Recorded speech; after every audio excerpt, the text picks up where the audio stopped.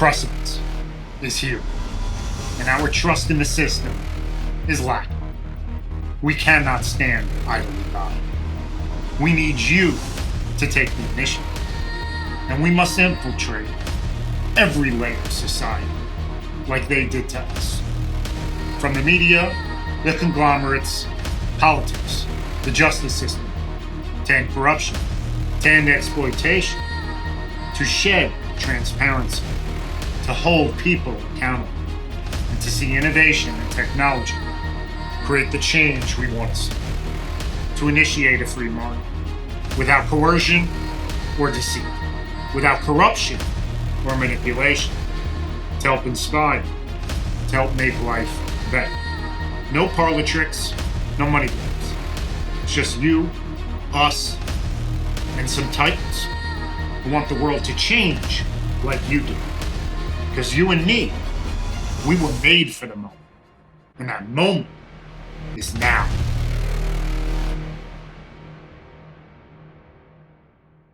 Welcome to Made for the Moment, describing the world through unique topics of interest.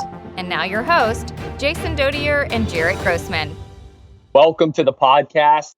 Jason Dodier, joined with Jaret Grossman. And today it's going to get polarizing. It's going to get exciting. It's going to get intense as we look at really a broad perspective around corruption and the many different verticals and angles that we've seen in the past, today, and then looking forward to the future after COVID-19. We're going to focus and hone in on security policy, anti-corruption, supply chain security, risk management, corporate governance, and even look at it from a border management perspective with a unique international lens from our special guest that's going to be joining us a bit later on the program.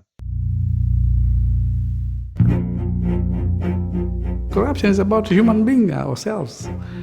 Human beings by nature, we are selfish. We are greedy.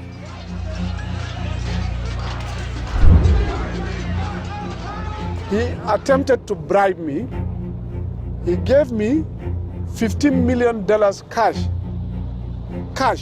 in bags. Lorsque on enquête dans les cercles du pouvoir, il ne fait plaisir à personne. C'est-à-dire, vous gênez le pouvoir, vous gênez tout le monde. Durante todos esos procesos, prácticamente uno está solo. Definitely they wanted to kill me.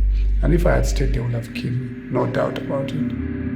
What we all live with is a high level of fear. It's fear of taking responsibility for the risks that we take and the stakes that we play for. Al di là del senso di rabbia, ti viene anche una sensazione di allarme, ecco, cioè di essere wanted. 30 anni fa non c'erano indagini di corruzione importanti e adesso siamo entrati nella città proibita, dove ci stanno le persone irrispettabili.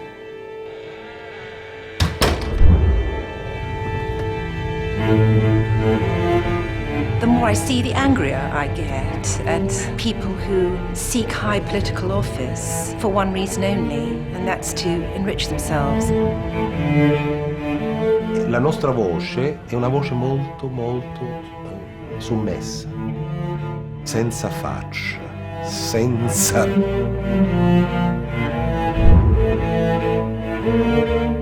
Now the question is, how do you take the greed from human beings? Is it possible?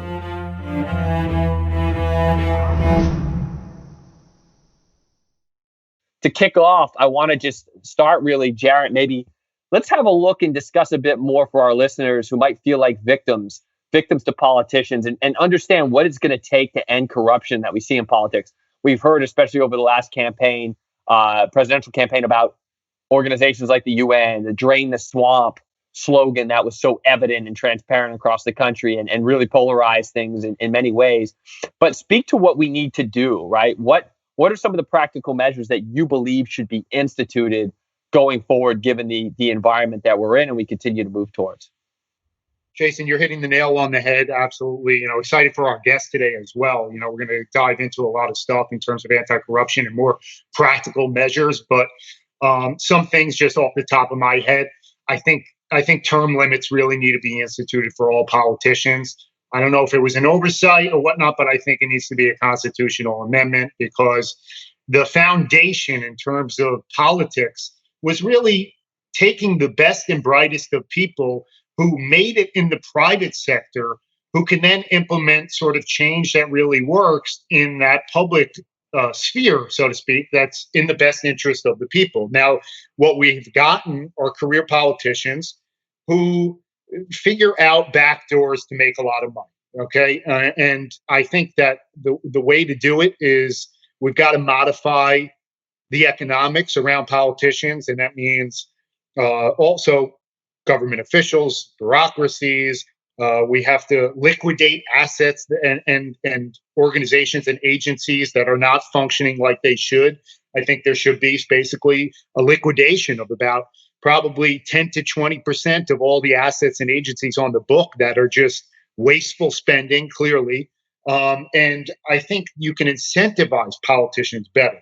174,000 a year is just probably not going to cut it, especially when you have to have a residence in Washington also. So you have 2 residents, for instance, you're doing a lot of traveling and so forth. And you lived in Washington D.C., Jason. If you're raising a family, 174,000, and you're in a prestigious position, I think we got to bump that up actually. So I don't think politics, you go into it for money, but I think we have to incentivize the best and brightest people to actually want to go into it. The unfortunate thing is that when you go into politics, a lot of times people destroy your livelihood. They destroy see what they do to, whether it's Trump or whatever it is. But most politicians, they face a tremendous amount of scrutiny. They put themselves and their family under the limelight and the fire that comes from the mainstream media and so forth. And most people just don't want to put up with stuff like that. And we'll get into, some other practical measures around misinformation and stuff that we should do there. But I also think we've got to have the same laws for politicians as we do the average, people. I mean, how can we have a system where people who create laws are sort of immune from those laws, right? So we see it with healthcare, we see it with insider trading and so forth. That's just a sickness. That's not going to last, and this has been going on for years and years. So I think that we need to institute sort of policies like that make sure that politicians are facing the same level of scrutiny and so forth that the rest of the American people are, and they're going to be held accountable. And a law is only as good as its enforcement, so to speak. So, I'll talk a little bit, later in the episode about how to fix, certain things in regards to justice and what's going on there. But I think those are sort of, a lot of the main pillars. And then obviously information being released to the public. CNN just released an article about the Navy releasing photos and videos of UFOs. This is just how they're first coming out with this now after a private company who probably had government ties and contracts leaked them. And so the military, the Navy sort of had no choice but to leak them. We need transparency. We need things that just getting to the people. And I think there needs to be easier access to the politicians. So, the days of just write into your official, that gets tossed. It doesn't get taken seriously. It's read by secretary.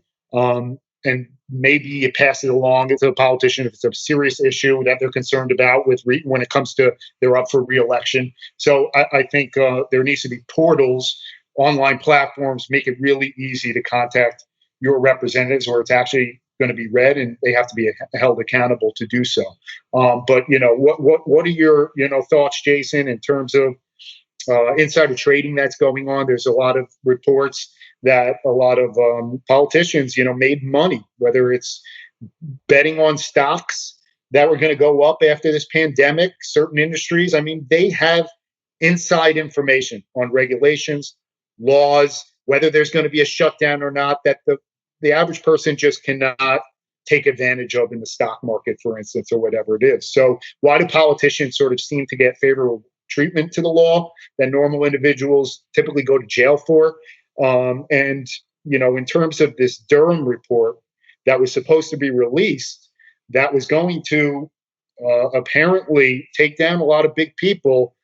Will we see it? What are your thoughts, Jason?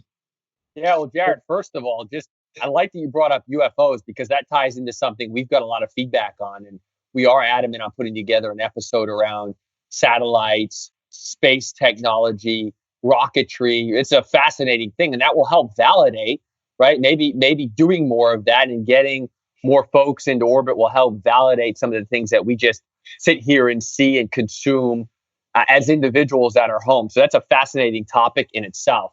You hit me with a couple of big things there. I think let me go to the stock insider trading first, especially given I'm in New York and spend a lot of time going in and out of Wall Street. But it makes me think of a Gordon Gekko clip from the original Wall Street movie where he says, "The most valuable commodity I know of is information." And it's funny, Jaret, a lot of people who seem appalled at insider trading might be very quick to trade on inside information if it comes their way. So it's an interesting paradigm that we understand. But when you look at what's happened recently, and certainly there's been some members of Congress and Senate in the past that have been highlighted as for inside a breach or potentially doing insider information, I think the American people deserve to know that no one in any branch of government can profit from their office. But in terms of bringing them to justice, it's extremely, extremely difficult, right? The possible violation of insider trading laws based on a senator or congressman's access to official information would have to be really, really clearly defined. And that clearly wouldn't apply, right? There's many cases, but that clearly wouldn't apply to members of Congress since they aren't technically company insiders, if you look at the true definition.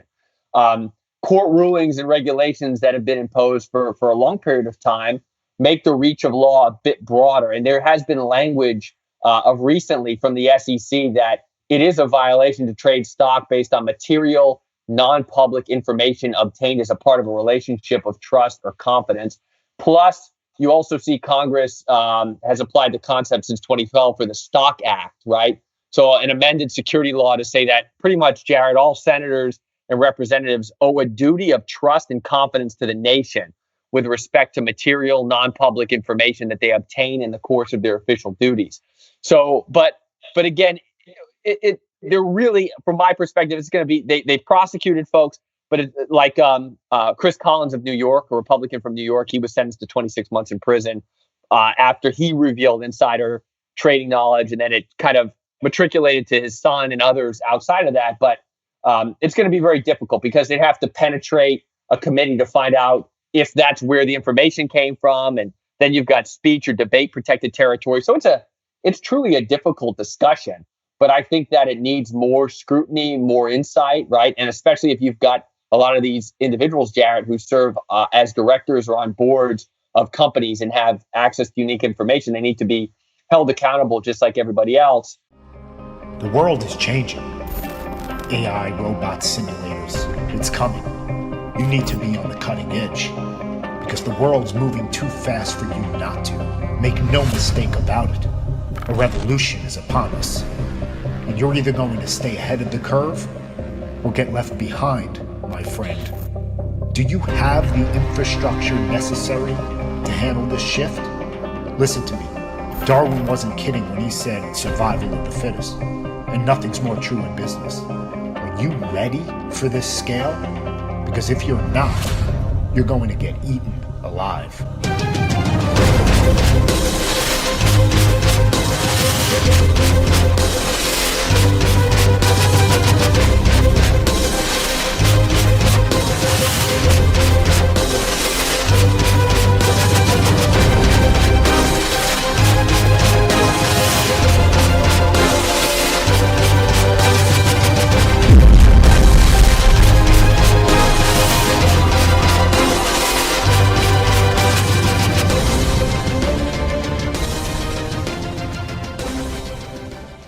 And then in regards to, you asked me about the Durham report. I followed that a little bit.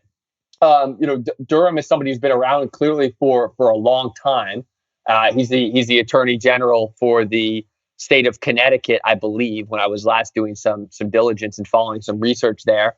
And he's essentially looking into whether the CIA or other intelligence agencies maybe overstated or misstepped when it came to Putin's support for Trump and Russia's involvement. And I'd like to get some more of your thoughts on this, but his team is essentially looking at different analysis and questioning many intelligence officials, both in this administration and in prior administration. And my hope would be that the American people do have access. I mean, very little is known still about Durham's work. Even if you do a quick Google search, you're not going to find too much. He has been ratcheting up and working to get more information since the summer and as of recent to try to maintain forward progress during coronavirus. But I have to hope, and the view out there, I think from Durham, is that the evidence shows that we're not dealing with just mistakes or sloppiness here. There was something far more troubling, and I hope they're able to get to the bottom of it. And I hope the American people have a chance to get exposed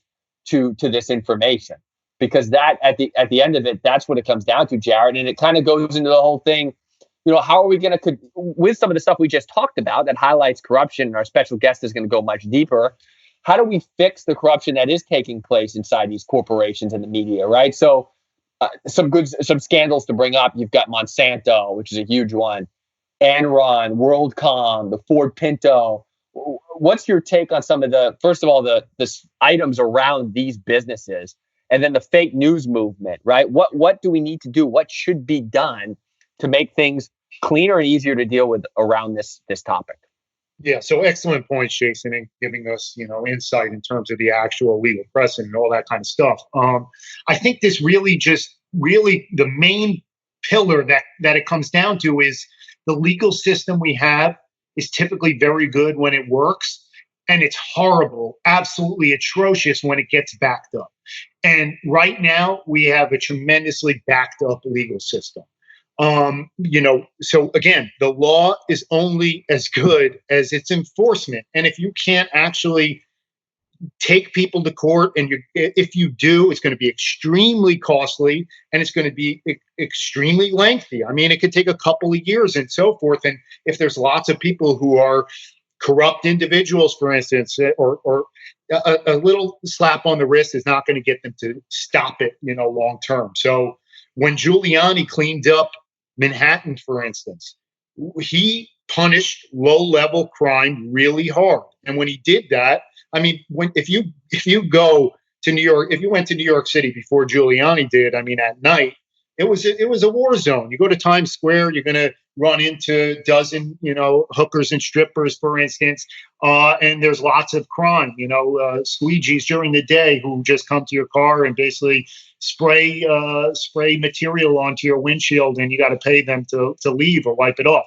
I mean, these things sort of get rooted out when you have really good enforcement and when you punish low-level stuff pretty hard, and then people are afraid to do the higher level stuff. But I think in terms of a practical setting, we got to do a couple of things. I think we have to raise the limit in small claims. Most states, it's typically around $5,000. I mean, that has to be raised. I mean, I view a small claim as probably $25,000, right?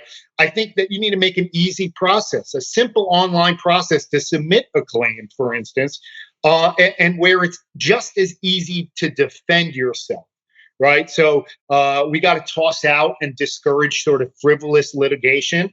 And I think you just basically have to have really qualified judges who basically scan these things, and it'll take all of 10 to 20 minutes to realize if something is really frivolous. And you upload documents of evidence to support your case. And, a savvy judge can basically, I mean, even you watch these court shows, Jason, you watch Judge Judy or whatever. I mean, they're very sharp, and they analyze if something's frivolous in a matter of 30 seconds to a couple of minutes, right? And they get to the root of an issue. I mean, it doesn't take rocket science. It's obviously the bigger cases might take months when you are quarantining people, when you are doing all kinds of evidence searches and so forth, and you need big old. Roundup is facing huge stuff, like you mentioned, in terms of Monsanto and so forth.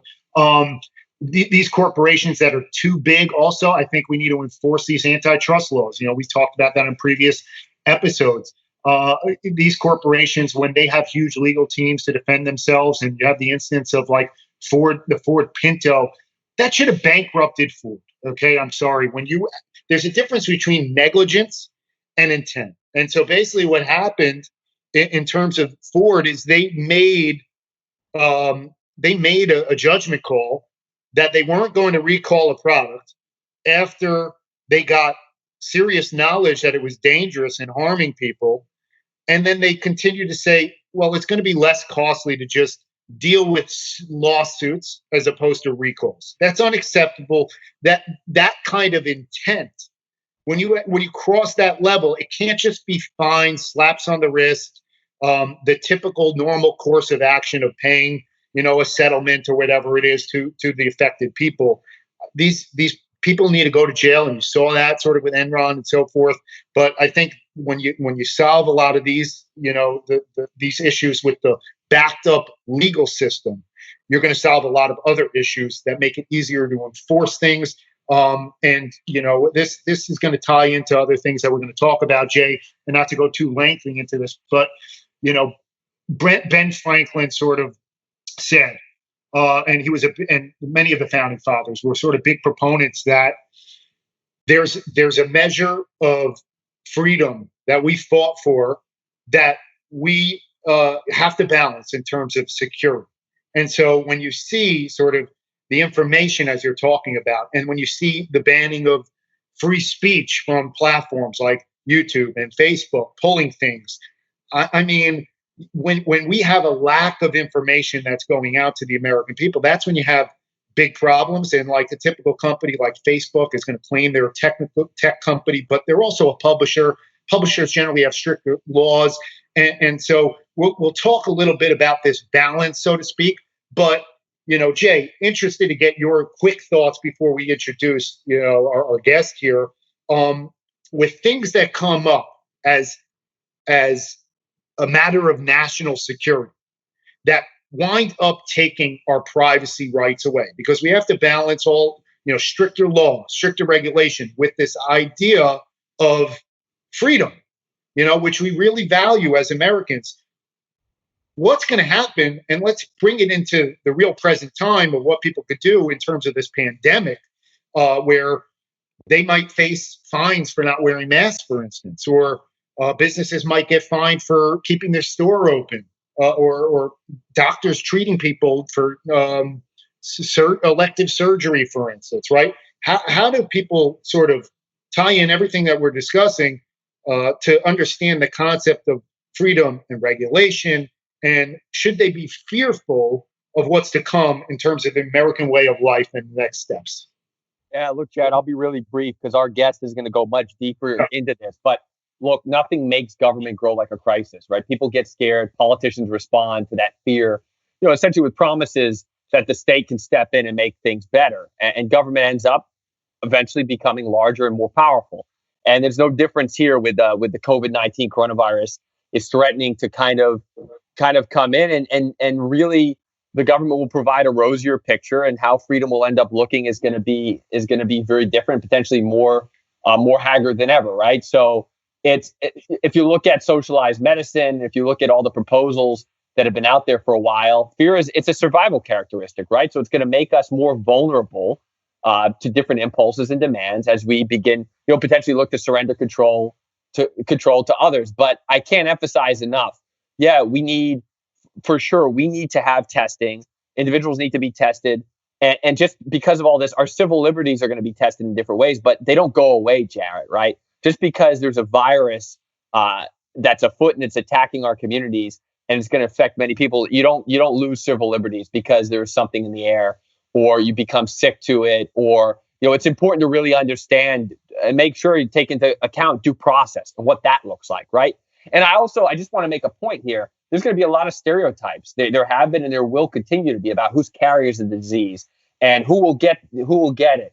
And the idea that the disease follows or is associated with a certain class of people, or it's an ideology that I think we need to just eradicate and forget right now, because that's a troubling aspect that I hope doesn't linger anymore moving forward. And at the end of the day, Jaret, my perspective on this, right? It's noble and frightening now for sure, but I think it's going to give this country a newfound sense of solidarity. I think we're going to have a renewed appreciation for science, which we definitely need. Much more funding going into like the CDC and the Health and Human Services, all the different sub-institutes there, right? And look at what happened. You mentioned, or we talked about it, 9/11, what happened after that, the funding that went into defense, right? And ensuring that we were going to be living in a very safe, well-guarded community. And yes, government took over for a while, but I'll close on this because our guest is going to dive deep. As Churchill once said, we're all in this together, right? We have to stay united, and this will pass over time, but we also have to make sure we stay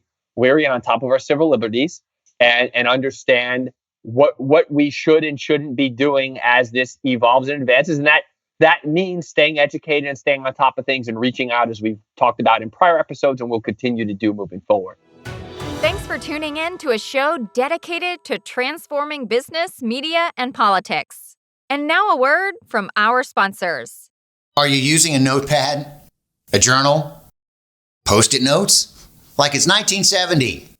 Hey, what do you do to keep track of your tasks, your projects, your deals, your to-do list? Are you winging it? Do you just hope to remember everything? It's time to organize your life and establish some professionalism, unless you just want to be a disorganized mess and never make the money you want.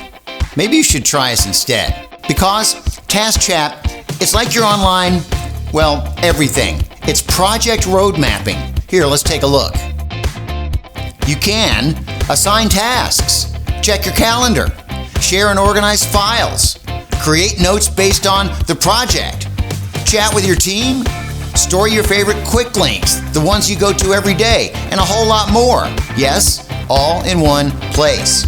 Are you tired of creating tasks in your calendar? When you create a to-do list on Task Chat, it automatically scans your calendar and finds an opening. Yes, you heard me, automatically. So there's no more of the whole, hey Bob, Tuesday at 4 o'clock work? 4 o'clock. Can you hear me? What do you mean Steve's not coming in? What time? Because what good is a to-do list if it's not on your calendar with urgency, immediacy, and because that Notes app on your phone isn't exactly a secretary replacement? Just imagine how much more productive you could be if you spent 5 minutes every morning or the night before creating a to-do list. And then you woke up and your calendar was automatically mapped out for you, prompting you what to do that day, step by step. Task Chat is how you get things done.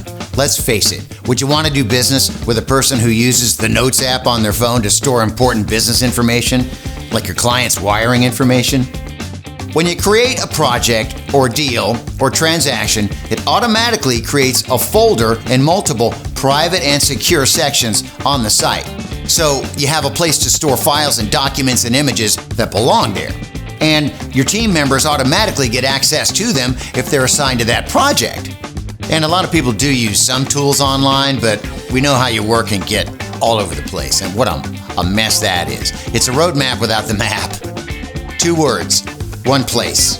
You'll find yourself chatting with clients or team members on Skype, hiring freelancers and chatting with them on a job site, inviting project members to a file sharing site.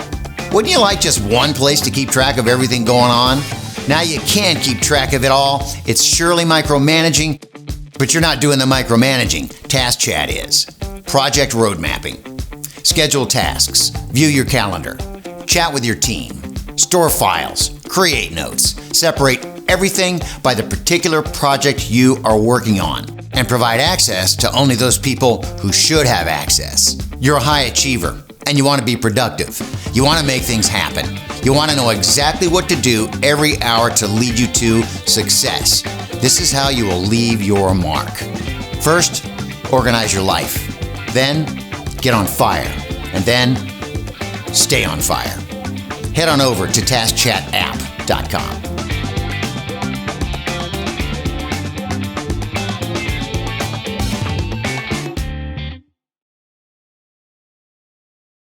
Thanks for tuning in to Made for the Moment, with conversations and unique guests surrounding business, news, politics, wellness, and entertainment.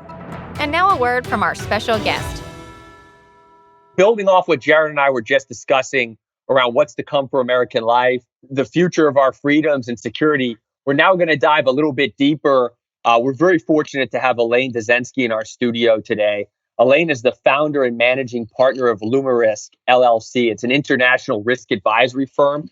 On top of that, she has a wealth of knowledge and experience, over 20 years in public, private, and international organizations.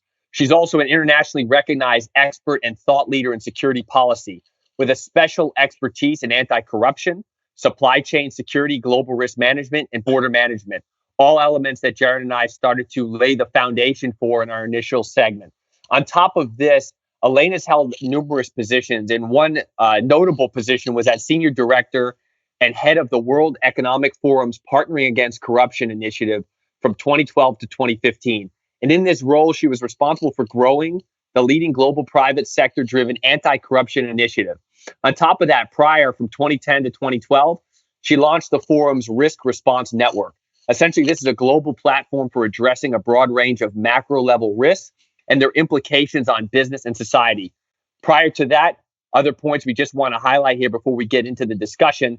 She's held numerous senior level positions, political and career positions at the U.S. Department of Homeland Security from 2002 to 2006, including serving as Deputy and Acting Assistant Secretary for Policy from 2004 to 2006.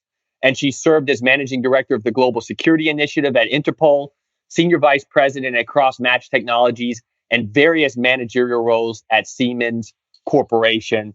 She continues to help organizations achieve real impact through innovative policy, advocacy, and agenda setting, and employing risk-based tools and strategies for better decision-making and analysis to address a range of global risks. So I guess, Elaine, wow, that's a lot of stuff.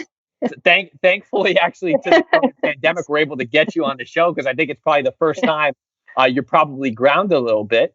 But maybe to speak on what you've done, and to start, in 2018, which I think is fascinating as a recent graduate student, you started teaching an undergraduate course on corruption, governance, and reform at Yale University, and within their program on ethics, politics, and economics.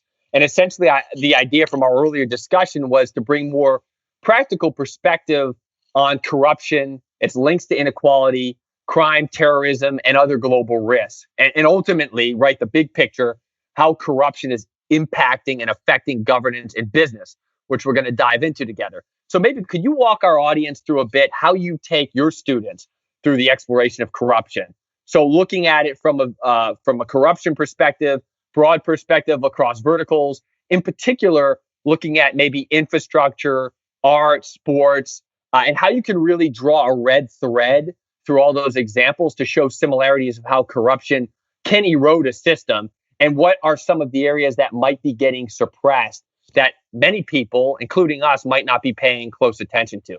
So be grateful for your insight on that. First of all, thank you for inviting me to the podcast. I'm excited for the conversation today and to chat with you about lots of different issues and themes. And it seems like everything is really coming into focus now during this pandemic, as perhaps we have more time to think about the systems that we live in and work in, and whether they're up to the task, right, of dealing with this major global risk and this global shock. But to get to your question, so I started thinking about this course that I wanted to design. It was back in 2017, with the idea of focusing on corruption as a global risk and trying to link that into this theme of systems, right? In what systems are we living and working, but also in what systems are elected officials governing, right? And to take a kind of a different approach around corruption as this problem that's sort of permeating society in many different ways. Now, what I didn't realize in 2017 was the fact that I would need to continually update the course because really there's not a day that goes by that you don't hear about some issue around corruption. It could be in the political system, it might be in the economic system, it could be in the US, it might be abroad. So much so that I feel like the topic is sort of exploding. And in this pandemic recovery, or as we inch into the recovery around pandemic, I think the issue of corruption, fraud, waste, and abuse is going to be front and center. But the idea was really to give students a practical set of tools to recognize corruption as it's playing out, to think about the systems in which they're operating, and to understand where the levers of change might be, how reforms can occur, and why it's so important to get at corruption within our society, because it's an enabling factor for so many other problems.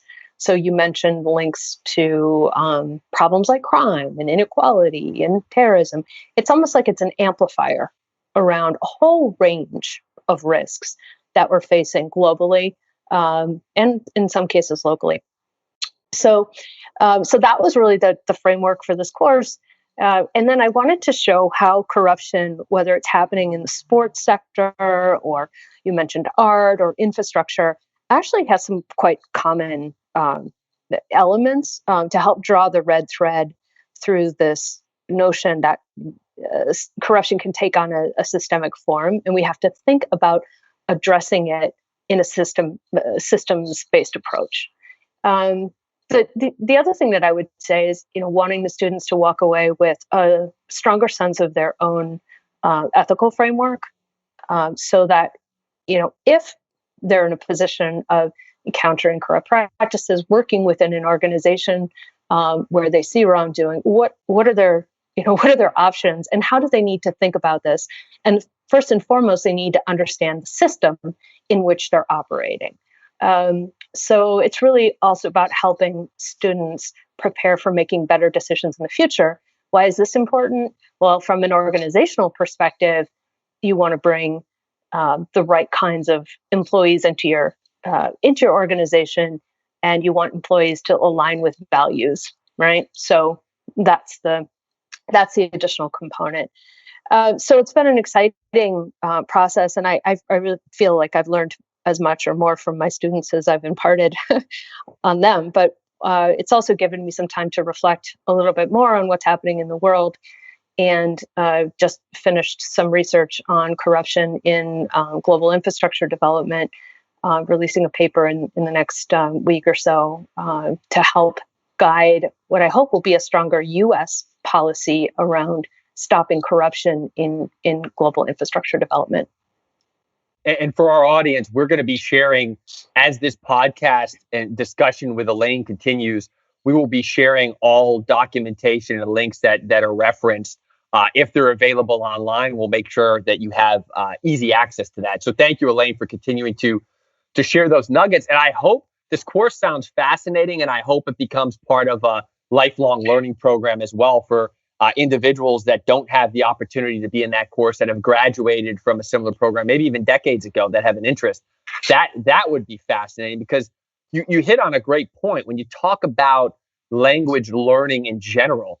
You're teaching the language to truly understand the levers of change within corruption. And I think for a lot of graduate students, so I could speak for Jaret and myself, both having done MBAs as well, and I focused on business as an undergrad. We started to talk and look at ethics as an integral part of management. We didn't have particularly laser-focused classes potentially on ethics when I was doing my undergrad. Certainly, obviously, there was a more focus later on, but leaders have to become comfortable with this language of ethics and the language of business and business decisions, and what the fine line that you walk day in and day out towards driving normal business scheduling versus potentially breaking rules, and what are the consequences and effects on stakeholders?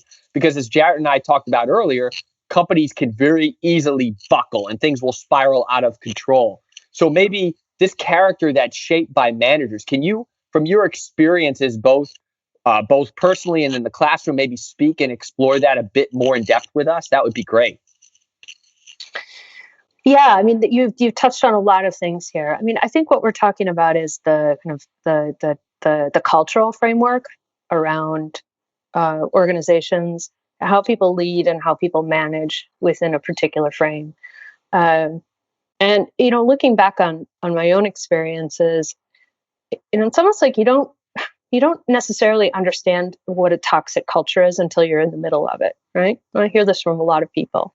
And then you're sort of thinking about, all right, well, I may not have full alignment with where an organization is going, what do I do about that, right? If I'm a manager, or maybe I'm an entry-level employee, or maybe I have a very senior role. You can feel this at any stage, within an organization. And the question is, how do you work your way through that, and can you do that within an organization? Now, from the organization's perspective, the investments that they make in people, right, need to be with the highest payback possible. Meaning, they don't want to have churn. They want to bring people in that are completely aligned with the mission and the values of the organization, at least ideally. For the employee, it's the same part of that equation, which is, they want to have a good experience. They want to feel good about their work. They want to be in a position to make a contribution, but they don't want to feel like they're losing their ethical frame as a result of that, right? And so you need to find this alignment, and the mission and the culture of the organization should really help drive that. I think where things fall apart is when you get some level of toxicity in the culture because of the way decisions are made. There's lots of things that can contribute to that. And then it forces this sort of reckoning, which can be very expensive for organizations that don't realize that they're losing people. They're going through this churn because they don't have this cultural alignment, and frustrating for the people who want to make a contribution but can't. And so that's kind of the challenge. And then there's that over all of this, sort of the questions around the ethics of how you do your job, and so it's complicated to pull that apart. But I think again, going back to some of the groundwork I'm trying to lay with this course is to help the students as they move into their their first positions within within their professional lives, that they have a framework for understanding what's happening and maybe identifying the signals when there is a challenge within the organization. So I think that's important, because otherwise you can get off on the wrong track and not even know what's happening, because you don't realize what's happening within that system, if that makes sense. Absolutely, Elaine. And, drawing from your consulting experiences, piggybacking off of the financial crime compliance that you've been involved with intimately, what do you think needs to really happen in terms of, talking about everything that you're mentioning here, in terms of actual financial reform? People are really up in arms with the prospect of money laundering that happens in politics and so forth. And, this SBA program, for instance, the bailout money, this PPP program, there are lots of businesses who are complaining that they're not receiving funds, that it's a very lengthy process, that they can only do basically the application with banks that they actually have accounts with. And they put restrictions on the banks that only 10% of the money can come from any one bank. So when you have 4 banks that are basically controlling a huge market share, right? Chase, Citi, Wells Fargo, and I forgot the fourth one already. But anyway, you've got these four banks that basically have such a dominant stake in terms of the actual accounts, and then basically the ones that are actually getting the funding are typically the smaller credit unions and so forth. But again, they're not going to put in the application if you don't have an account with them, right? So seen a lot of issues. And in terms of big corporations, how is it that an Auto Nation, a Shake Shack, Ruth's Chris, publicly traded companies get small business money, right? And people are up in arms about that kind of stuff. What kind of systems do you think need to actually be implemented to make sure that taxpayers can sort of be on the receiving end of a lot of this government money that's designed specifically for them, but then it goes to the insiders. It goes to people who have connections. So what are your thoughts on that? Yeah. Wow. I mean, what a massive program SBA has had to take on with, almost no time to prepare. I mean, I think it's, it's huge, and I'm not sure how they would have known, or been able to put resources in place earlier to be able to manage something like this. We're truly in, a response shock here, and it's testing. The first point I'll make is it's testing our institutions on a big scale, whether it's SBA or Congress and their ability to respond, or regulators that need to continue to investigate financial fraud, and now it's coming up in many different ways, and so it's just put an incredible strain on our institutions. And I always say, the health of a country by the health of their institutions, right? So it'll be a while before we know sort of the full effects of all of this, but I'm not sure it's surprising that the program that you mentioned has rolled out with so many challenges. I think it was totally to be expected. And certainly where the relationships are already in place and there's a mechanism for facilitating applications, they probably are going to go to the top of the pile. The first thing that I would say is companies are the first line of defense against misuse of this money. So I guess my question would be, for the companies that received money and ultimately gave it back, and there are quite a few who have, Sure. why is it that they applied to begin with? I mean, was that something that the legal team did, or what's that about? I mean, was there some way that they could explore a loophole in what the definition of a small business enterprise, for example, that would allow them to have access to that money to begin with, or was it just a mistake on the part of the SBA? We don't know all the vagaries of these situations, but it's incumbent upon companies that are making these requests that they have a true need. And I will say that I think we're in a period of heightened scrutiny, and I think that's a good thing, and I hope it lasts for a long time, because companies need to be very, very careful about how they proceed.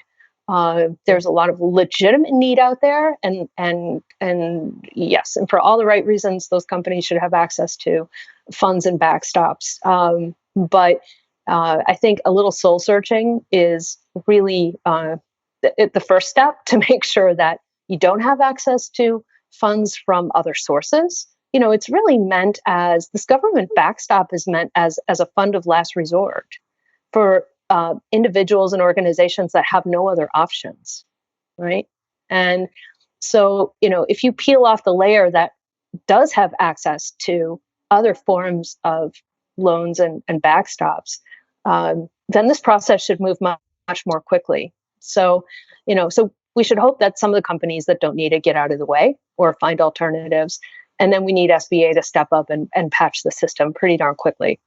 I suspect Congress will have to look at putting more money into this to continue to meet the need. And hopefully it won't be too late for a lot of people who are out there on a wing and a prayer right now. So, but it is interesting, to look at how the U.S. is approaching this versus what other countries have done, Germany and Denmark. I don't know if you've read anything about that, but it's quite interesting. I mean, Denmark has basically frozen the economy. And one of the core components of their approach is to freeze the employer-employee relationship.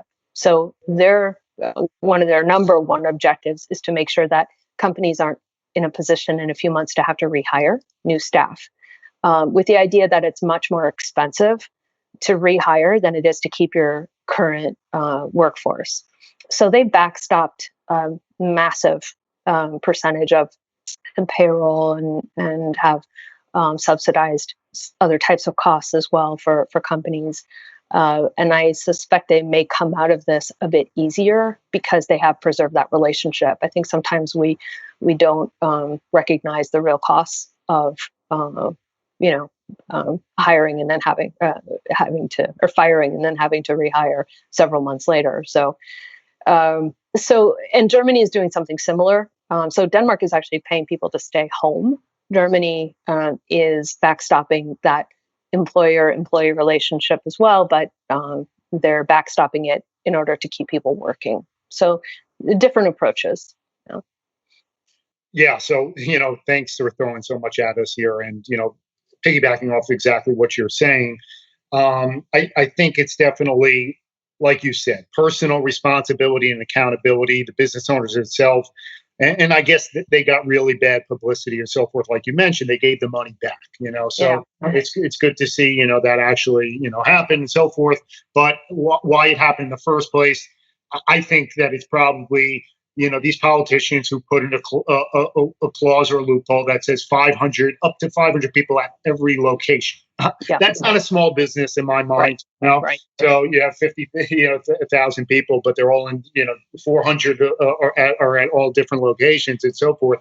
I mean, they really need to, when they're enacting laws, really create specific guidelines for the exact group of people that need to help small businesses, medium-sized businesses, large-sized businesses. They just sort of clumped it all into one, and that's where you get massive problems and so forth. So off of your experience, we want to sort of shift a little bit in terms of your direct experience, Elaine, in terms of the private and public sector, and how that relates to. Or we talked a little bit, Jason and I, about security and freedom, and when government comes in and they basically say, we have the solution to a problem that oftentimes they created, people get up in arms, right? And then corruption that takes place. So, we saw it a little bit with 9/11. Take that example. And you have intimate knowledge of what exactly went on there in your time with working with Homeland Security and so forth. Airports before 9/11 was, basically you could arrive at your flight 20 minutes before and you could still make it. Okay. Now you probably got to get there an hour and a half, 2 hours before if you want to stand a shot and making it, especially if you're traveling internationally. But then you have 70-year-old, 80-year-olds who are going through the machine and maybe they have some piece of metal in there from a surgery and they're being forced to strip naked. You have issues like that in terms of the TSA. So how do we measure sort of and balance the freedoms that we want and the security? How effective are these, anti-terrorism movements and so forth, counterterrorism? And again, trying to tie this into some of the financial stuff that people are facing. How important is it for government itself to come in and change our way of life? Oh, wow. All right. Also a lot to unpack. So your question just got me thinking about how I felt after the 9/11 attack. So on that day, I happened to be working at the U.S. House of Representatives. I was actually on loan from the Department of Transportation, and I was doing a fellowship working for a congressman from upstate New York, who was chair of the Science Committee, the House Science Committee, and high-ranking member on the Transportation Infrastructure Committee. And anyway, I was doing a fellowship, and I remember sitting in the staff room. The TVs were on; they were always on. We watched the Twin Towers go down. We watched the Pentagon go up in flames, and later I walked by the Pentagon on my way home.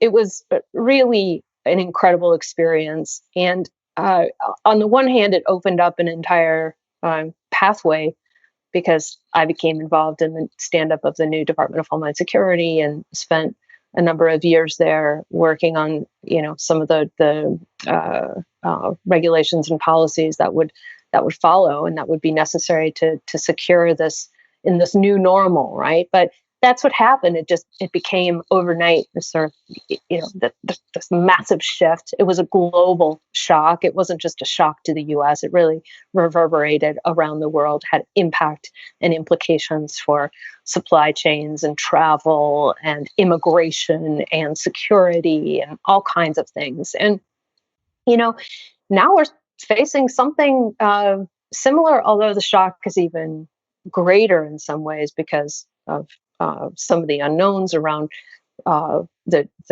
virus and the absolute global implications of what's happening now with COVID-19. But in terms of how do we respond to this? I mean, I remember in the early days when I first was at TSA, and then went on to be part of the Department of Homeland Security when that was stood up about a year and a half later.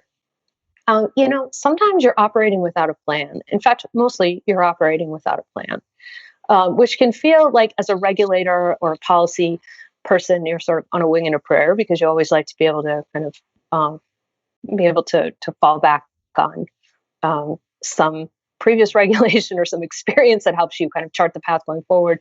But it's really difficult when we have these global shocks, because whatever we thought were the assumptions may not apply. And that was certainly the case when it came to trying to balance security with privacy and other civil liberties and the economy, making sure we weren't shutting down supply chains because of too onerous regulations on the aviation system in particular. And so it was this balancing act, right? And it's the same thing we're facing now. It's a balancing act to kind of figure this out. But now we're dealing with our health, our collective health, right? And balancing that against the economics of this new, emerging new normal. I guess I would say, on the one hand, if we don't have a plan, I'm less afraid of that then, because I know we can work through it with people who are committed to doing that, and governments that work well, and institutions that can respond. But I feel like there's a difference between what happened in 2001 and where we are in 2020 responding to this pandemic. And it has to do with the level of trust in governance. I think it was much higher almost 2 decades ago. I think we were in a different world around what we expected of our institutions, how we thought about democracy, how the system was operating. That's not to say that it was perfect. It certainly wasn't. But I think over the last 10 years, there's been a real precipitous decline in terms of trusting governance, and that's fueling a lot of the polarization right now in this country. And that worries me. It worries me more than the question of, will we get through this pandemic? Eventually we will. We will have economic recovery. We will invest in the economy. There will be life after this pandemic, at least for the vast majority of people. But how our institutions come out of this concerns me greatly. So we just talked about the SBA, but there are other examples as well. And I think this is a global phenomenon. And we have to really take a step back and start thinking about what governance means and what is it that we're trying to do through our pandemic response, and ultimately, recognizing that, and as much as we'd like to kind of look inward, we also need to think about the broader global order. That's important. And it's even more important for the US right now, which is another tension, because not everybody thinks that's necessary. Again, there's such a polarization. So anyway, we can explore a lot of that in depth if you want to, but. Well, Elaine, you talk about the balance of security and privacy, and obviously this seesawing with the level of trust in governance. And then you look at all the technologies, and we've had some episodes, and we'll continue to have episodes looking at technological implications, developments, things that are coming. One of the areas I wanted to discuss with you, because of some of the things you've done in your background, is around biometrics a bit. Biometric security in consumer products, as we all know, is still early stages. So the technology is certainly far from being what we would call bulletproof. And there's a lot of issues, and I follow this closely being in the tech space, around the realm of privacy. And a lot of critics say, well, the iris scans or the facial scans don't enjoy the same level of protections from law enforcement as traditional passwords might, right? So with your experience in particular around COVID immunity and biometrics, can you share a little bit more with us around what you think might be some of the immunity game changers in this space that maybe can help identify an individual, tie them to certain test results, as well as to high security documentation. But then this person would have a non-refutable proof that they have immunity due to antibodies in their system. So I guess that balancing act between all of it, how do you see this kind of tying together in the near and longer term, maybe? Yeah, such an interesting question. So my work on biometrics started back in, probably as early as 2003, 2004, when we were thinking about implementing or planning to implement what became the US visit system. So the entry exit system in the US, which is based on fingerprinting foreign nationals when they come into the US, collecting photos, and is still used to this day.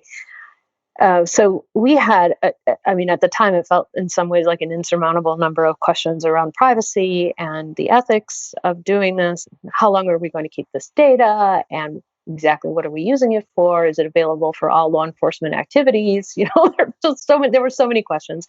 And step by step, we worked through the vast majority of those issues.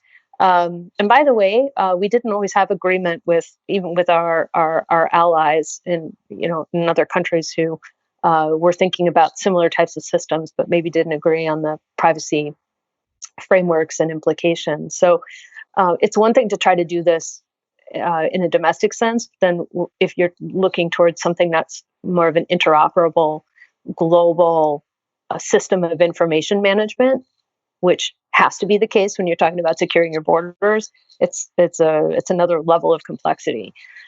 So here we are with the potential to use a lot of the technologies that have been developed over the last 20 or so years around biometrics, and perhaps to be able to give people some sort of immunity passport, if you will. So I want to make the point again that behind the use of this technology or any other technology is the trust issue. So do we trust our governing institutions enough to hold this data on our behalf, to protect this data, to use it only for its intended purposes? And how much control is the individual going to have over that information that is specific to him or her? So it always comes back to these and other questions when we're talking about how to balance privacy with the intended objective of using these technologies. I personally think there's tremendous opportunity to use biometrics. I think biometrics can be incredibly beneficial. However, the information must be protected, and we do have to come up with ways to ensure that those who own the data, the individuals, ultimately have control over it, and that can be the difficult part when it comes to creating these types of systems. So we'll see how this goes forward. I mean, it's possible that we may come up with other ways to achieve something similar, or it may be that it's going to take a year and a half to get to the point where we have any sort of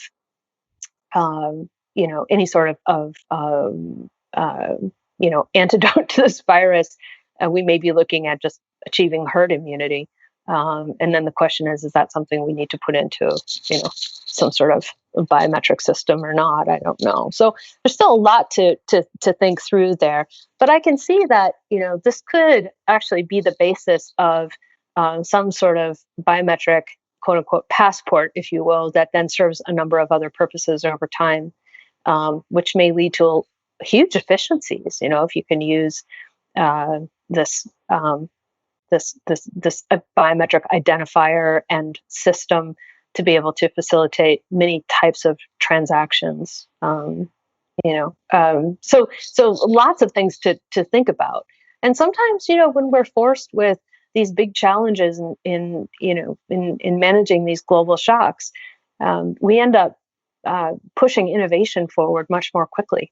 So I think we saw that after 9/11, and we certainly saw it in terms of screening technologies and other types of advancements and innovations that were pushed forward much more quickly because of the environment. So I'm not saying it's a real silver lining to dealing with this, but there can be some positive outcomes. But we have to be very, very careful, and we also have to remember that this framework of trust, and going back to this question around whether we trust our institutions to execute what we need them to do, these are questions that require a lot more interaction on the part of the public and lawmakers. It's not something that we can somehow delegate to, an organization that's developing a system around biometric management. I mean, these are real issues that need to be discussed in a citizen-centric way. And Elaine, thank you for laying the groundwork on this too, because this innovation, particularly around biometric identifiers and other technologies that can help facilitate transactions, will be an ongoing discussion. And we hope to continue to build off of that. And I think you provided some excellent context to get that dynamic stronger, to strengthen it, and allow us to press others when we're having cybersecurity discussions as well. So thanks for your keen insight there. Now, this next piece I want to talk to you about, and for our listeners who may not know this is a really neat commonality. So both Elaine and myself have spent significant amount of time living in France. And I could tell you, Elaine, I remember, I could see it now, right? Sitting in, Le Savour de Bistro, having a nice meal, Le Vieux Lyon. I mean, I was in Grenoble. It was a remarkable time. And I just want to say too, for all of our friends that are listening in France, vivre en France est l'une des choses qui me passionne le plus. Était mon temps passé en France, un pays incroyable, et un partenaire solide aux États-Unis. And it's really important because that's what this show is all about, is, dynamicism and opening things up globally, right? So, and what was one of the best things about my experience living there was moving and embracing the culture. Now, when you were there, you were living in Lyon, you lived in Geneva, and you were working at that time. You had a major role within the World Economic Forum. You were running the anti-corruption program, developing a platform around anti-corruption and transparency. So, of course, the audience wants to hear more about your experience in that position. But maybe before that, let's have a little bit of fun and talk about, look, a bit over 21 million Americans have passports today, right? And that's kind of a shocking statistic. I'm a huge advocate, especially when you're out of college or even in college, to get out there, get overseas, have experiences if you have the opportunity to take them. So maybe before we talk a little bit about your work at the World Economic Forum, tell us a bit about your experiences living overseas, and in particular, any cool things, insights you want to share about Lyon. I'm sure our guests would love to hear that as well. Our listeners would love to hear that. Well, I'm so excited to be connected with another Francophile. I really have a place in my heart for all of my time in Europe, but in particular for the short period of time that I lived in France, because it was such an intense cultural experience for me. And I think Lyon, I can't think of a better place to be to really experience what France is all about. There's such a focus on the food, the wine, the beauty of the city. The pace is a little bit slower than Paris, so you definitely get a different feel. And that's not to say Paris isn't amazing; it is. But I'm really grateful for that time I had in Lyon. I think it felt to me like I got a little bit closer to what it means to be French. Of course, we're never going to cross that threshold, but we can try to get as close as possible. And I still feel like that's my goal. My husband is from Germany, and so we have that additional European aspect in the household, and we talk a lot about how maybe our favorite experience in France was summertime, where you can't even describe what the air feels like, but it's magnificent. There's something about, I call it the soft air of the French summer. I don't know if anybody else would. No, you're right. I mean, and it's, there's definitely something different in the air, especially the mountainous parts of the country where we were. It's hard to describe it. I'm with you. It is hard to describe it, and it's just something that is really sort of intoxicating. So we used to spend a lot of time in a small village just outside of Geneva called Notre Dame de Belcombe, not too far from Megève, the touristy ski town, which is also lovely. We liked Notre Dame de Belcombe. It was a little bit off the beaten path, and except for the occasional skiers coming from other parts of Europe and maybe the stray American like me, it was mostly the French. And we spent a lot of fun weekends there, eating raclette and pretending that we were from the mountains and getting away from what was a little bit more stress and craziness in Geneva. But many, many good memories. A couple of years ago, we did a trip through the Dordogne. For anyone thinking about going to France and staying a little bit off the beaten path, I would strongly recommend that region of France. The food is incredible, the wines, the scenery. It's just an amazing part of the country. So there's so much to see. It's we could talk about it all day, but I'm absolutely grateful for that time. I was out of the country almost 10 years, actually, between France and Switzerland. And Switzerland was amazing. The experience at the World Economic Forum was absolutely amazing. And I met incredible people and had a lot of fun working on this global platform for anti-corruption. We had a lot of CEOs from major companies involved in that. We worked with members of the civil society who are involved in anti-corruption. We worked with international organizations and multilateral development banks. And it was just a fascinating mix of people. And I think there's something really sort of magical and catalytic about bringing people together around topics that matter and trying to effectuate some action based on that. And I feel like we need that kind of collaboration more than ever, whether it's at the global level or maybe even more importantly within our local communities. We need that, So anyway, it's funny to think I went halfway around the world to kind of reinforce my idea that maybe everything that matters that's important is actually local, but but there is something to that, yeah. And I think, the other thing I'll say about being abroad is it does make you really appreciate where you come from, and it helps sharpen your identity, because you have to keep explaining to people where you're from and who you are and what you're all about. And so it does, kind of sharpen that. But I think every American should have a passport, whether or not they use it. I think it's just a good investment. And and if listeners have the opportunity to spend some time abroad, whether that's for work or for enjoyment, hopefully we'll soon get back to a world where we can travel and travel freely. Yeah, and Elaine, following up on that, obviously you have incredible knowledge in terms of what's happening on the global scale, the world at large. Lots of different countries are involved in terms of what's happening in coronavirus, but also your knowledge in terms of the economic systems and what's at play. You're talking about the World Economic Forum, et cetera. In terms of what's happening, most Americans are just reading headlines, so to speak. They don't have intimate knowledge in terms of what's happening on the global level, or like you said, most people haven't even left the country, haven't even experienced this. So they're just getting news from their mainstream media sources or who they know in their inner circle who isn't on the inside quite like yourself, but you mentioned this in our previous conversations, that political systems drive economic systems. And every country has a different political system, so to speak, and essentially a different economic system as well. Now, obviously, China is a huge red hot topic.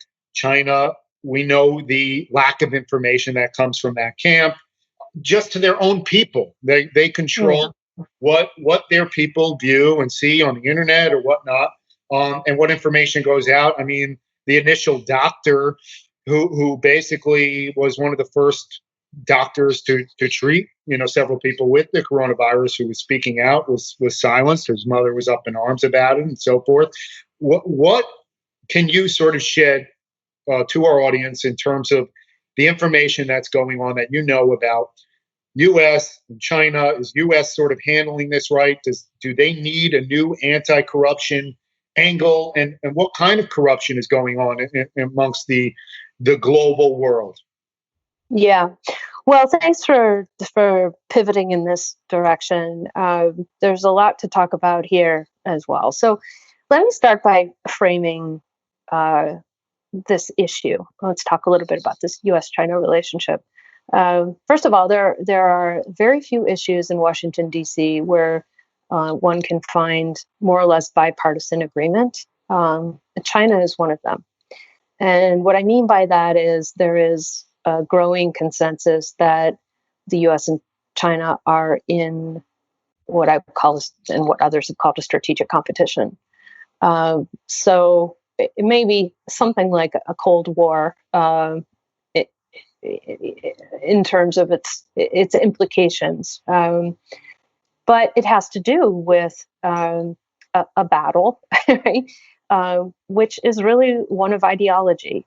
And, the reality is that China is a major trading partner, and we have integrated supply chains. The US-China relationship is complicated, and right now it's fraught with even more challenges. But at the end of the day, I think we should not forget that China is an authoritarian regime. Okay, it's a centralized authoritarian regime. It controls information that way. Its rules and regulations and its interaction with its population reflect a centrally controlled regime, and that is unlikely to change anytime soon. Okay, now that of course stands in contrast to the U.S., where we live in a democracy, which has different, certainly can be described in a different way. What do we share? And we share an interest in the global economy, right, where we have these intertwined structures.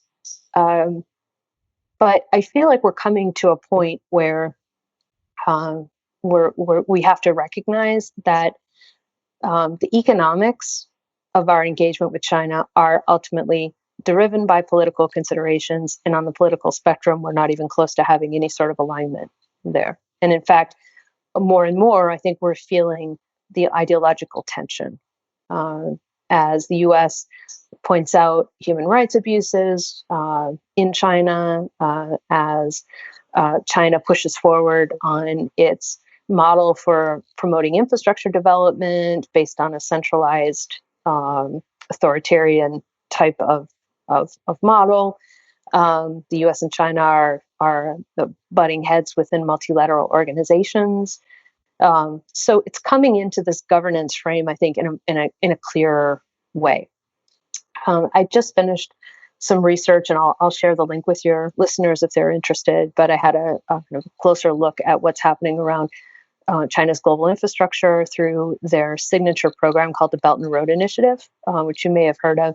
They're pumping billions and billions and billions of dollars into developing economies to build roads and bridges and all kinds of critical infrastructure. They even have a health component to what they're doing, which they've kind of brought front and center and branded in the COVID response, which is sort of interesting.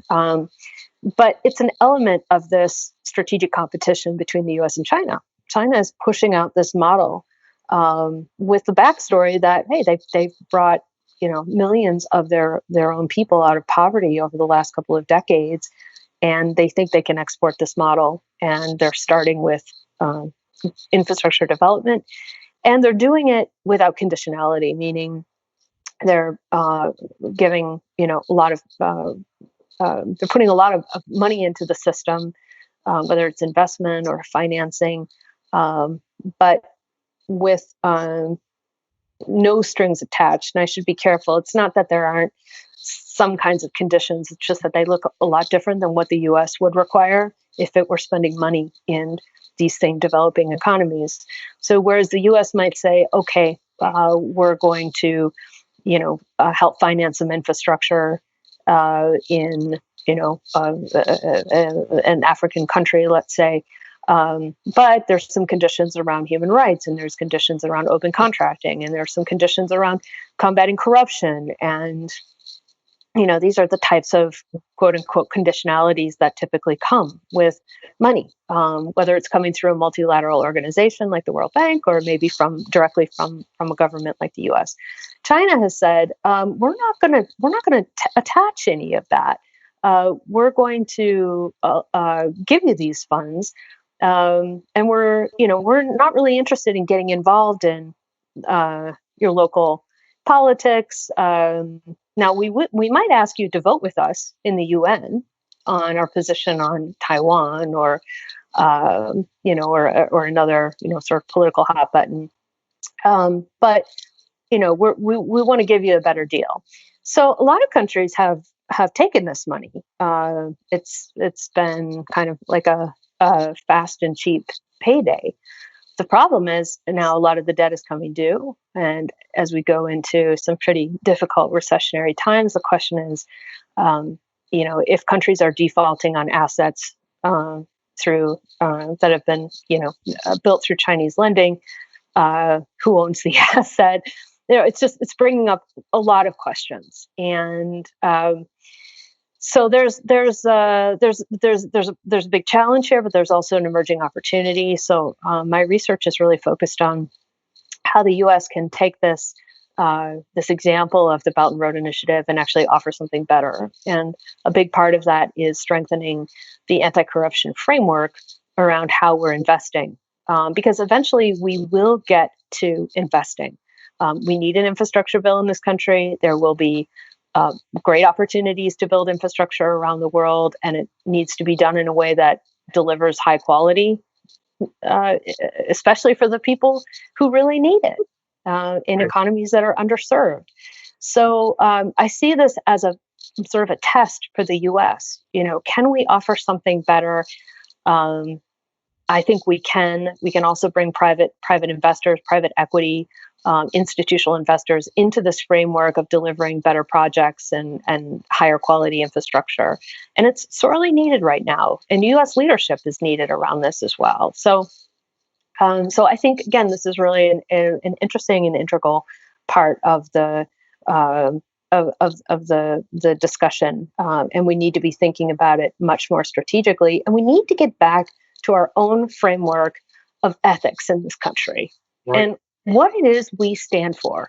So if we're going to ship our money abroad, our hard-earned tax dollars, to support any kind of development in any country, we better be doing it in a way that's consistent with our own laws and regulations and upholds our own level of transparency. Right. And if we can't do that, then you know what? We shouldn't be spending the money. That's kind of how I feel about it, because that's a waste of taxpayer dollars. And if we think that some of that money is getting siphoned off to enable kleptocratic governments and going into offshore accounts and all the other things that happens when you don't have systems in place that are accountable, then we're wasting taxpayer dollars. And that's unacceptable, particularly in this emerging post-pandemic environment where dollars are going to be scarce.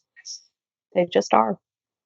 Elaine, great points there. And it's got to be a quid pro quo, right? If money's going out of this country to help another country, what are we getting in return? And under previous administrations, we were getting nothing, essentially. So, whether you like Trump or not or whatnot, he's been very hard stanced on this, that if we're going to do stuff outside, that we got to benefit from it in some way, right? Yeah. Well, I think, the U.S. has certainly had programs, around conditionality. And we've actually pushed a lot of the governance frameworks that multilateral institutions, have to abide by when they're investing. So that's a good thing. The problem is we've stepped away a bit from those commitments within the multilateral system, within the UN system. We stepped away, I think, for various reasons. But I think we need a deeper focus on that. We need to renew our commitment to the international system, which, by the way, we largely funded and helped create. So this idea that we can back away from this infrastructure that we built, this governance infrastructure, I think is a false reality. Does it need to work better? Absolutely. Is it sometimes ossified and not accountable? Sometimes that is the case, and we shouldn't just be throwing our money into international institutions that don't do their job. But the system is there, and it needs our leadership. And if we don't lead, then actually China, perhaps other countries, will probably fill that void. And then we go back to this ideological challenge. Well, what are we getting as a result of that? What have we just emboldened? Authoritarianism, probably. So we need to really dig deep around these issues and kind of decide what it is that we are as a country, Yeah. So. Yeah, and the populace, is very divided, and we don't need to get into a capitalist versus communist or socialism type of, debate or whatnot. But China has, it's not like a Cuba where Cuba, you go there, you can't even get meat on the shelves, right? China is economically, pretty wealthy, but it's a split system. You have very, very wealthy people at the top, and the average person, the living conditions are really, really bad. And so we don't want that to happen in this country. I think that a hybrid economy is probably due. And like you said, the political systems drive those economic systems. What we stand for, essentially, China, what they're doing right now, and this is basically a race.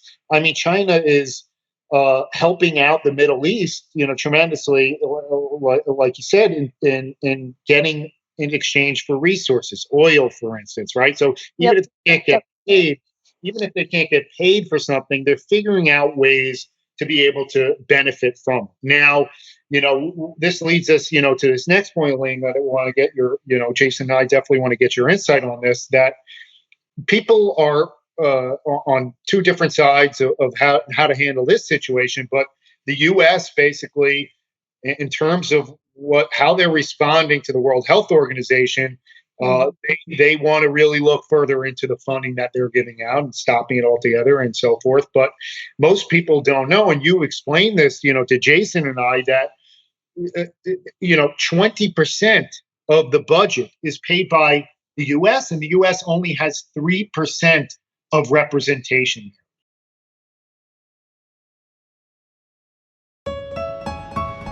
Die Weltgesundheitsorganisation empfiehlt die Impfung gegen Masern. Laut der WHO sollten Kinder nicht mehr als 6 Teelöffel Zucker pro Tag konsumieren. I'm a mother and a filmmaker. Good healthcare is important to me, and therefore the WHO is an agency I'm interested in.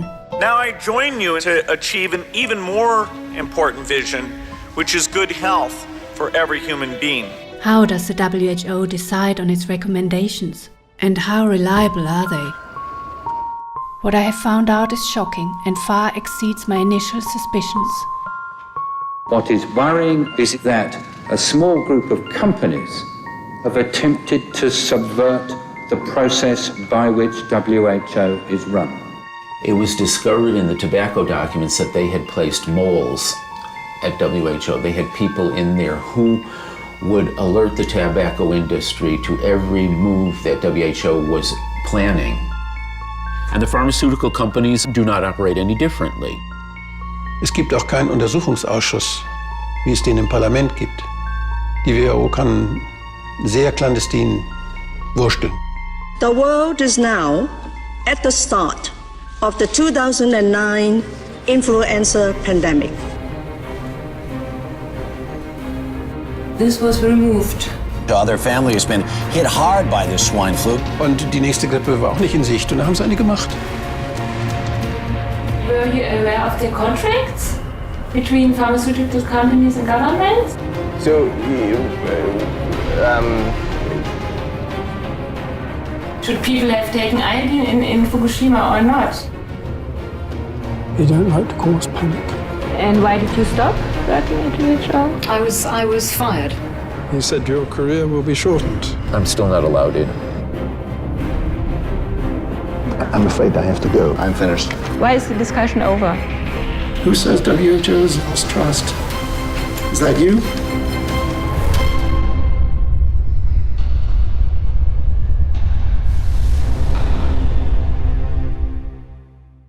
So, how often do you see these types of arrangements going on in the global sphere?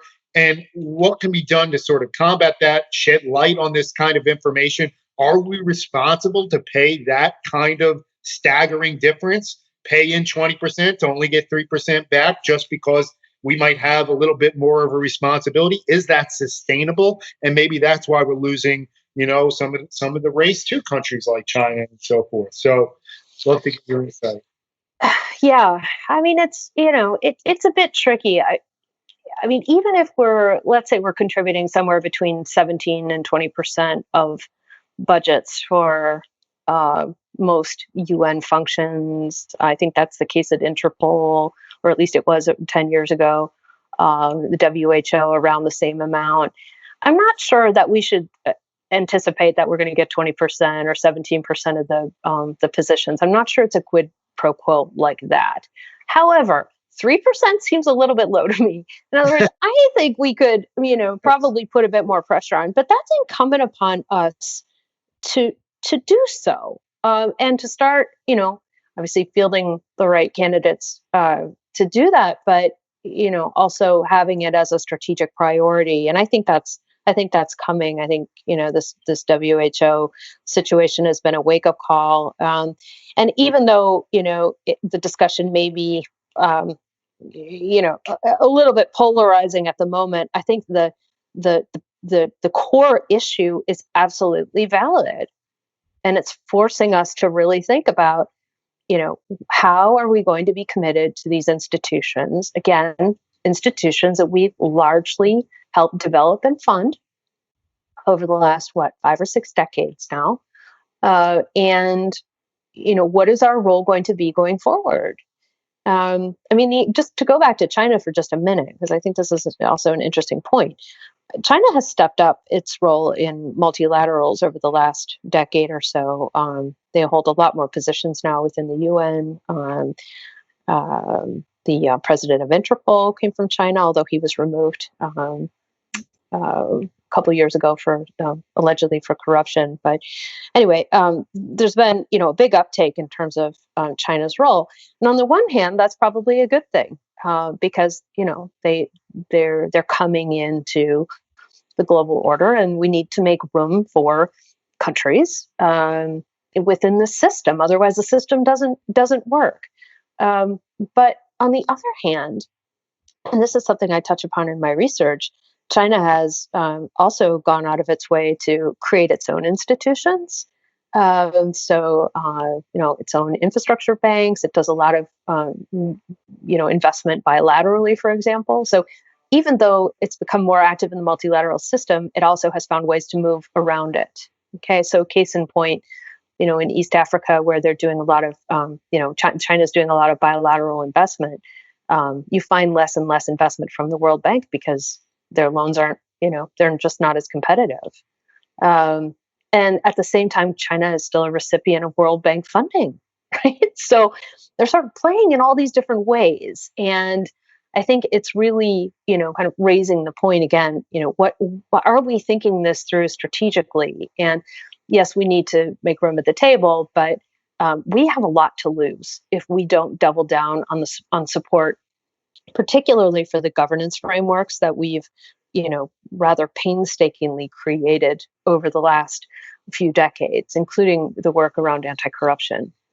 So I feel like, the answer to this is quite obvious, which is we need to double down on our engagement and make a renewed commitment. We also need to hold organizations accountable. So if we're sending them more money or any money, that it's clear and transparent how that money is being spent. And ultimately we want, we want to lead in this global order. I think that's what we need to do. Not everybody would agree with me, but I don't see a scenario where we're backing out of these systems and it turns out working in our favor. I just don't see that. So Elaine, just maybe coming full circle and to close out on what's been a very dynamic and thoughtful discussion around these topics. If you talk about, like you just said, clearly, right, there's major domestic and global implications from COVID-19. And when you see China playing in many different ways, and if you look at the overarching strategy and how we should be as a country looking to double down on engagements and maybe paying very close attention to certain commitments, what would your final couple words be today from your perspective, where we sit today on what the global order might emerge or look like, what that framework might appear to be, and ultimately the continued role of the U.S. as we look to pull out of this tailspin we've experienced, especially over the last couple of months? Yeah.